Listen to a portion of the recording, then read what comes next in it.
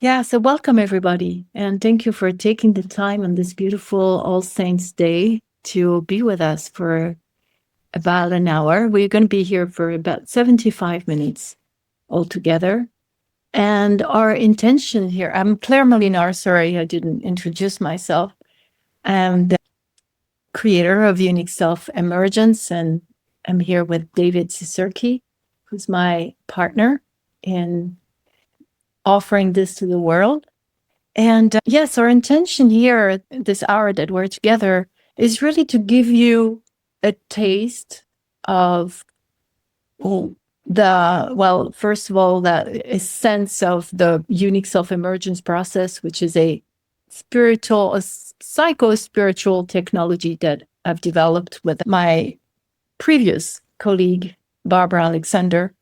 And it's psycho-spiritual technology that has been designed to activate that consciousness called unique self.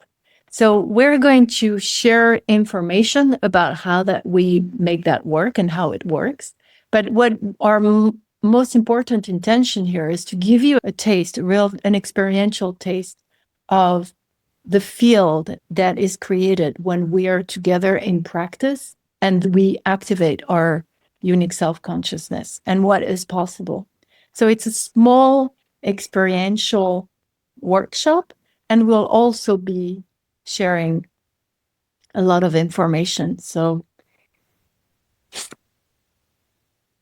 I'll start by giving you a sense of the framework, and then we'll go straight into practice. David, please give us a little bit of context first before we go to the actual. Yeah, context is so important, and because it orients us to what we're really talking about. So here's the context that we're looking at here. We live in a time between stories. Some of us have heard this before, some of us haven't. And by stories, we mean making sense of reality. Like, what are we doing here? Who are we?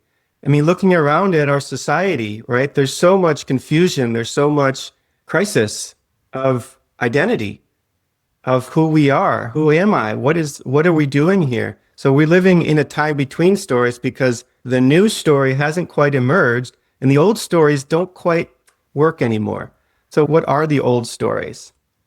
Well, we have the traditional story. The traditional story for thousands of years has been a story about my people having the truth, right? And it's usually the religion of wherever I'm from, and there's a right way to do things, there's a wrong way to do things.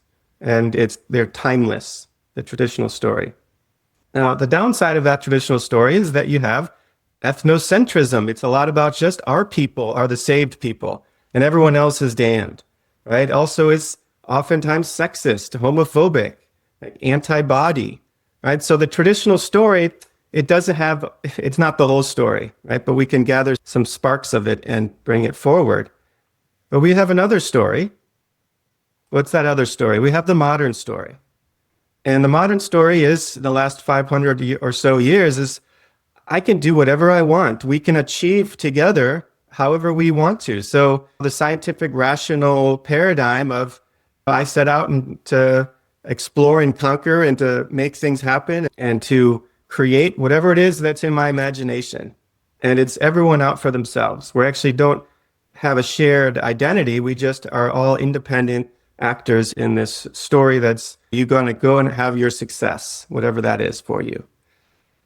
But of course, the downside of the modern story, while it's been so beneficial to technology and science and medicine, it's caused the destruction of our biosphere, right? Our biosphere, we're in the next 20, 25 years, there's so many, what's the word? We're going to go beyond our capacity to live on this earth based on a lot of the science that's out there. So it doesn't quite work either. What's another story we have? Well, we have the postmodern story, the critique of modernity that says all that modern stuff is BS. Actually, there is no story at all. Even the story that I can achieve whatever I want, that's a story that's made up. And ultimately, the postmodern story says you create your own story. And that there's 7 billion unique stories, and they're all on their own journey. And the beautiful thing, of course, is that we can create our own story. But the downside is that we don't have a shared story. So there's actually, if it's all made up, then there's no ultimate story that binds us.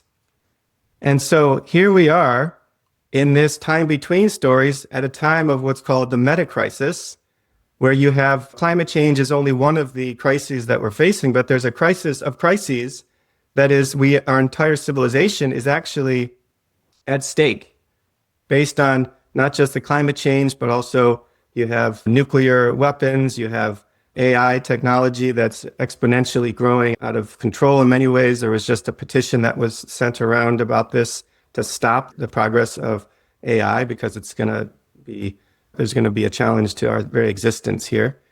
So we have this meta crisis globally, and we don't have a story that's global, that binds us all, that unites us to actually respond and to ensure the survival of our species. So what is that new story? What could that be?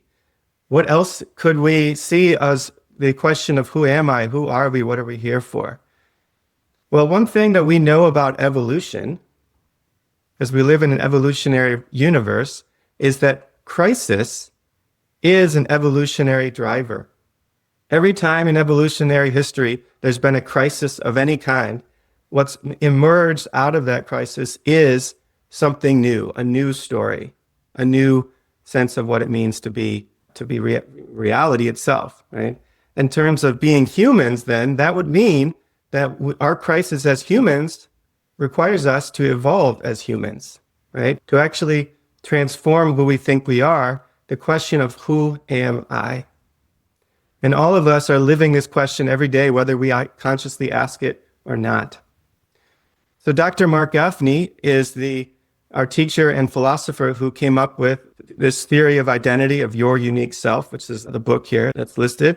And as Claire was saying, she and Mark and Barbara Alexander created the Unique Self Institute to respond to this question of who am I? Who are we as humans, and what are we here to do? And so the Unique Self Institute is dedicated to promoting this story, to enabling people to embody it and experience it. And it's an always evolving story, but there are some pretty important plot lines, which Claire is going to go into in a second, that actually give us a hint of, and a sense of, what actually is the deepest answer to that question at this point in time.